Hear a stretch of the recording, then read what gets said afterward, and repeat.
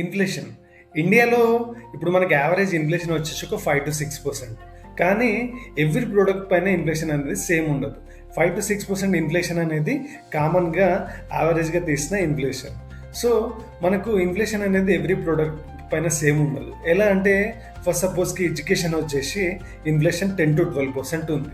So education పైన day to day మనకి expense అంటే ఫీజెస్ అనేది చాలా పెరుగుతున్నాయి కాబట్టి ఇన్ఫ్లేషన్ అనేది చాలా పెరిగిపోతుంది. సో దీంతో కాకుండా మనకి లైఫ్ స్టైల్ ఇన్ఫ్లేషన్ అనేది చాలా ఉంది. ఎలా అంటే డే టు డే కన్జంప్షన్ అనేది చాలా పెరిగిపోతుంది.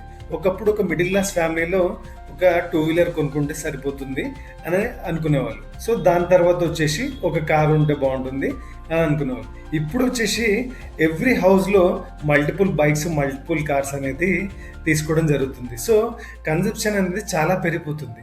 దీన్నే లైఫ్ స్టైల్ ఇన్ఫ్లేషన్ అంటారు గైస్. సో మనం కంపల్సరీ డే టు డే మనం డైలీ లైఫ్లో ఇన్వెస్ట్మెంట్ అనేది కంపల్సరీ చేయాలి.